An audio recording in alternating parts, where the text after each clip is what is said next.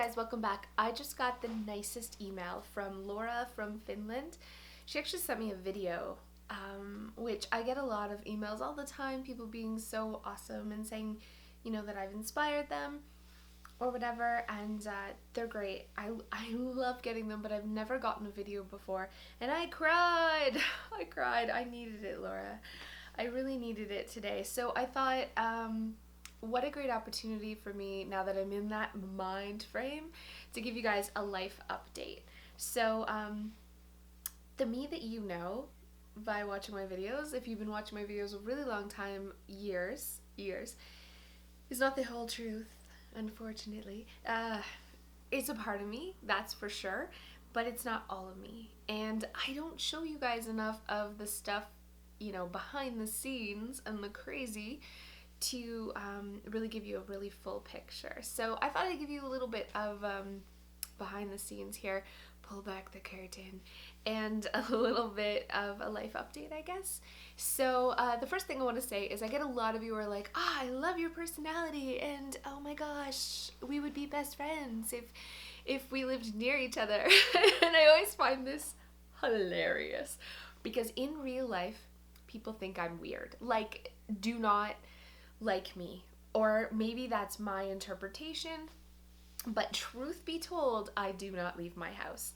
So yeah, I don't leave my house. I have definite social anxiety. I do not like talking to people in real life, and when I do leave the house, which is very rare, I always say the dumbest things. I put my foot so far in my mouth, people must think, I don't even know what people think, but yeah. And then, there's situations where I'm like, I did meet this group of women and I was like, oh, maybe these are ones that I can hang out with, and they were like all wearing workout outfits. I'm out of touch. I don't leave the house. Can I just say I don't leave the house? So anyways, they were all wearing these workout outfits, and I was like, oh, did you guys just come back from the gym? Like, did you guys all take a class before they got together? We were at a bowling alley with kids, and I got invited by another mom friend, and the lady was like, this is Lululemon. And I was like, what's Lululemon? And she lost it and was like, you know what Lululemon is? And she was so insulted. She's like, this sweater was like $150. I just was like, I'm sorry, I didn't know. And that's the type of people I find when I leave the house. We call them Lululemon bitches. Sorry. But I don't care about name brands. I don't care if your desk organizer is Kate Spade. I don't even know what that means, except I watched some YouTube videos. None of that stuff is important to me, and a lot of people, that is important to them. And so I have nothing in common, and I don't want to come across like I'm like, you spent $150 on a yoga sweater that you could have got at Walmart for $5, you're a weirdo. But I think maybe my facial expression is giving that shit away. So I don't get along with people. People don't like me, and so I'll stick behind the camera. That's the truth. But the other thing is, because I don't leave the house, I don't also like people coming into my house. And here's why. Because I feel like I have a YouTube channel about cleaning and organizing. People expect that my house is going to be clean and organized. And it isn't all the time, because I have 3 kids and I'm a human being and I'm a slob. So I'm getting way better. But if somebody was to just like pop over, I feel like I'm gonna die. Like, literally I'm dying inside, because I just have anxiety about that, because I guess I feel pressure to be this super clean person, and I feel like a super failure when people see that it's not true. So not only do I not leave the house to see people aren't allowed to come over. So it's very isolating, and I think being a stay-at-home mom in general is isolating, right? I don't have a job, so I'm home all day with a toddler. That's my main conversation, my 3-year-old. It's pretty sad. And anyway, and you guys, I'm just talking to me. I'm just talking to me. So I thought I'd give you that in case you were like wondering you were like, thought I was like, life of the party. It's not. It's party of one. So that's sad. And on we go. Let's talk about my weight, because that's a life update that's coming up. About 6 months ago, maybe even longer, my doctor recommended, that's never good, this bariatric treatment. So instead of, gastric bypass, that wasn't on the table. I went to like the thing where they cut your stomach and they take out your intestines or whatever. I was like, and then the side effect, this is the side effect, okay, that got me. The side effect was, you may have uncontrollable flatulence that smells really super bad. And I was just like, sorry if you've had the surgery.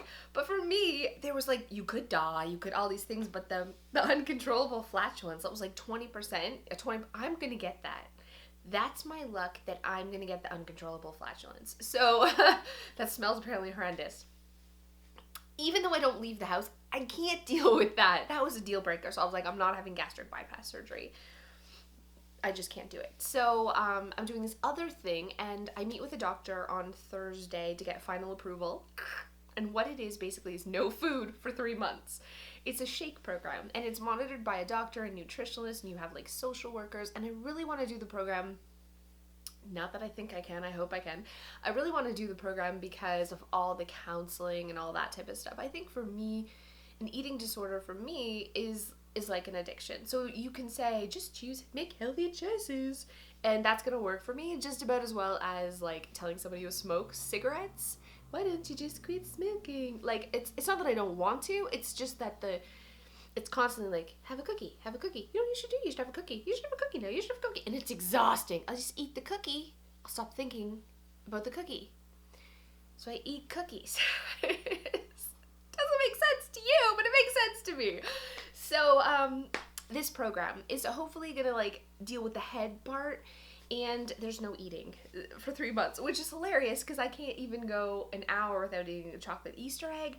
So I don't know how I'm going to go without food for 3 months, but I'm going to give it a try. So when I first signed up for the program, like 6 months ago or 9 months ago or whatever, my BMI was like right on the cusp. It was like, you might get accepted, you might not. They only accept 50 people a year or whatever. And I was like, I need to get in this program. So I think I subconsciously like made myself in the program. I gained 20 pounds. I gained 20 pounds probably when they told me my BMI was on the cusp.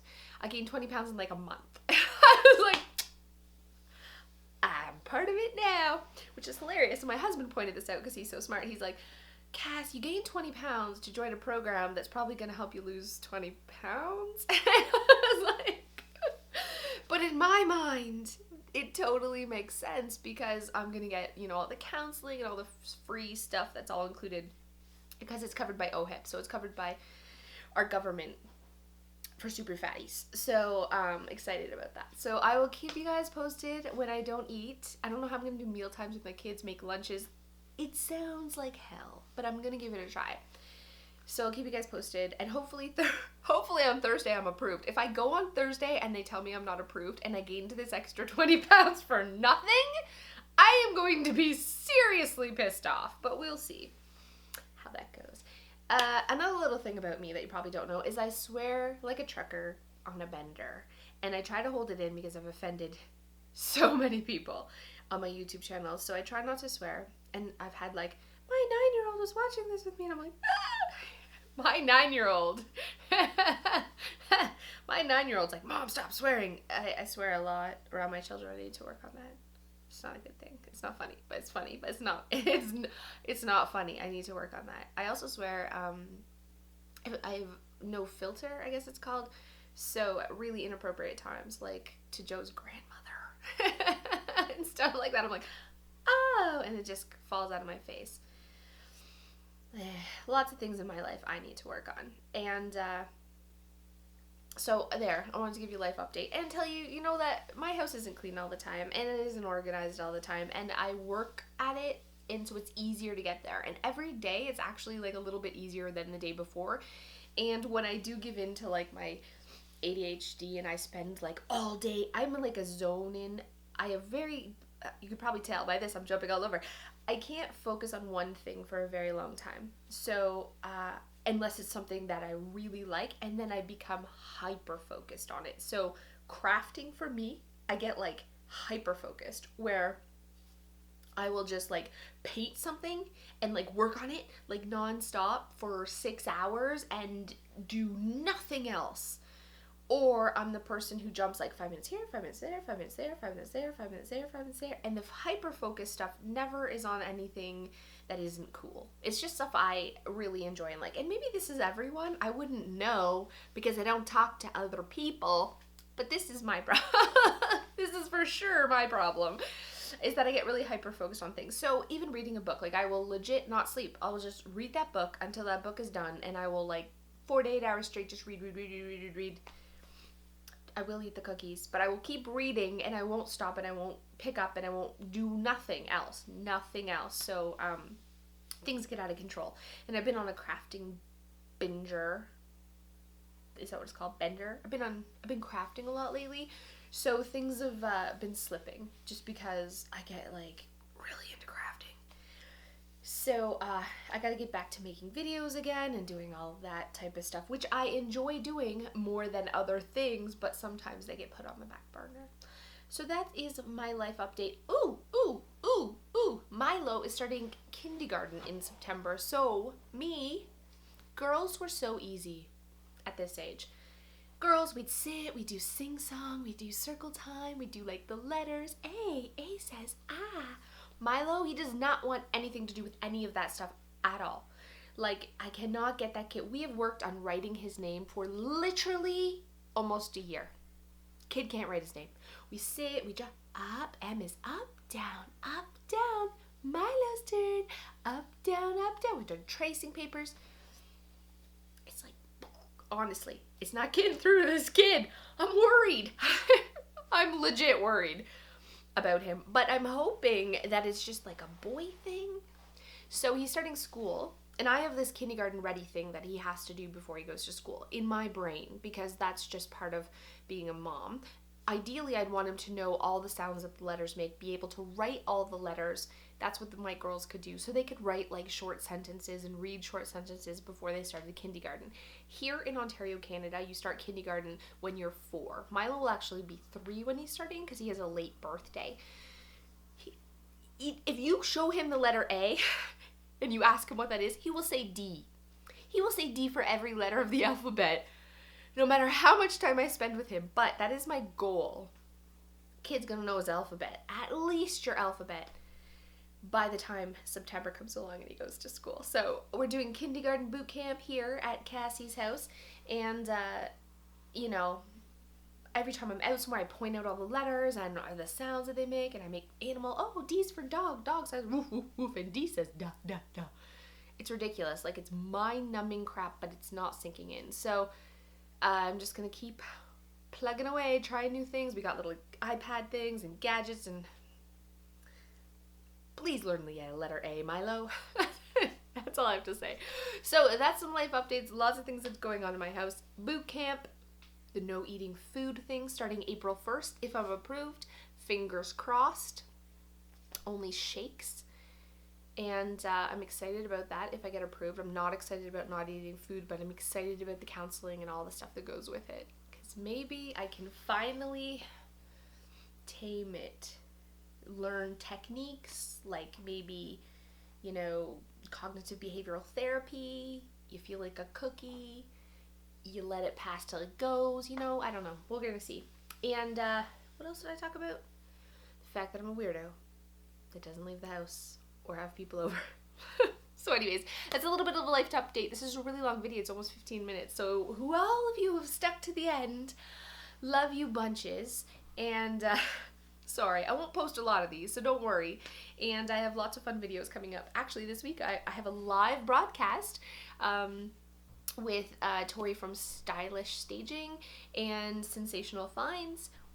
All 3 of us are going to be collabing on a spring cleaning, like, live event. So it's free. That's going to be super fun. As long as I can get my camera to work to do live events. don't know how to do a live event. I'm practicing. And so it'll be really great. So stay tuned for that Thursday at 2. I'm doing a couple other videos, more spring cleaning videos this week too. So happy Monday, and we'll see you soon.